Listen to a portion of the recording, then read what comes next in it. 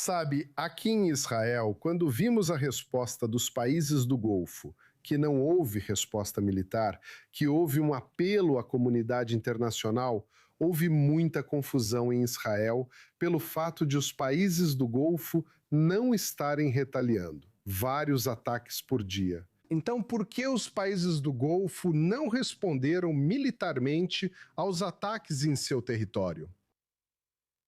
Vou colocar dessa forma, Errol. Quero dizer, quando você fala em postura defensiva, isso não significa ser estático.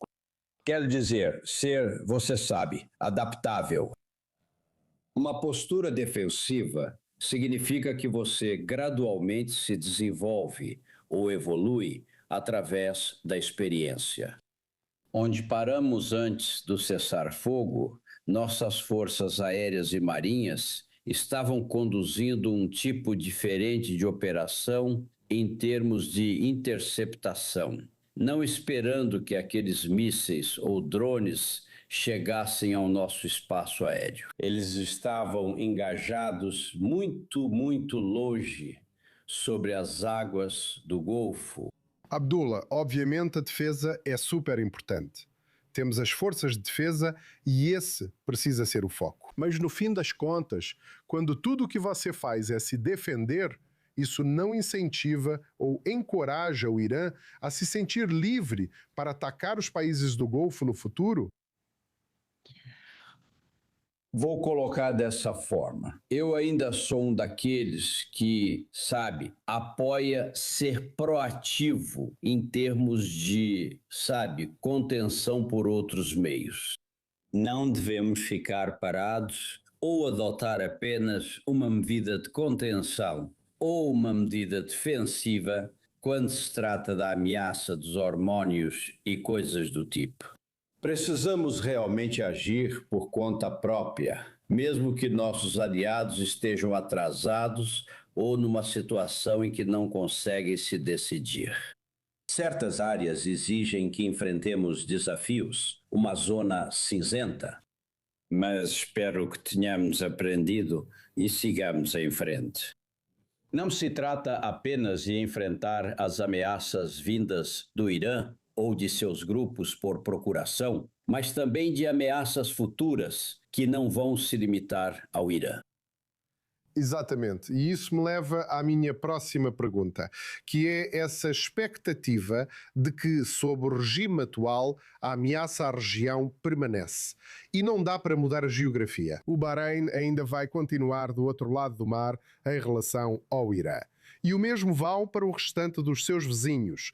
Então, como o Bahrein está se preparando para esse cenário futuro?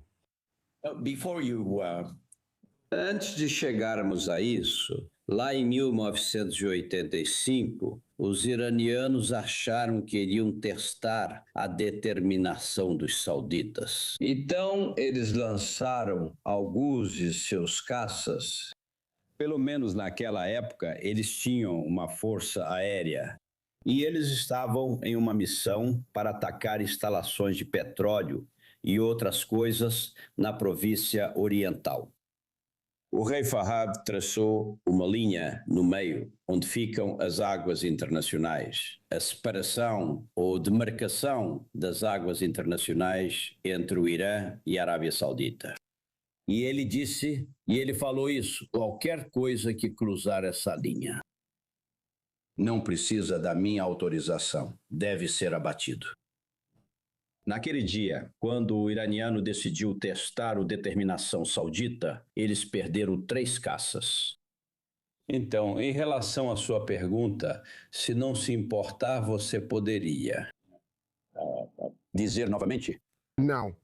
Então, minha pergunta é: se essa ameaça deve permanecer, como o Bahrein e seus vizinhos estão se preparando para uma possível ameaça futura vinda da República Islâmica do Irã? Posso te assegurar que essa não é uma visão do Bahrein, nem da Arábia Saudita, nem dos Emirados Árabes Unidos, nem do Kuwait, nem de Omã, nem do Catar. E nisso nós somos um só.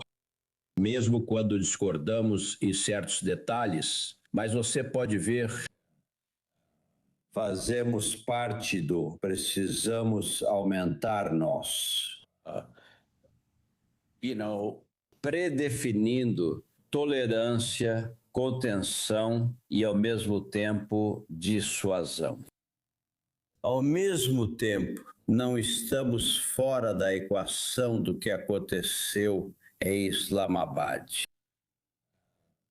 Pessoalmente, acredito que, Islamabad ter sido escolhida para isso foi algo que os sauditas e os americanos decidiram. E é por isso que Islamabad foi escolhida e não o interlocutor de sempre em qualquer tipo de negociação. Então, estamos presentes lá. Nossa agenda está apresentada e nossas prioridades estão muito claras para ambas as partes, tanto para os iranianos quanto para os americanos.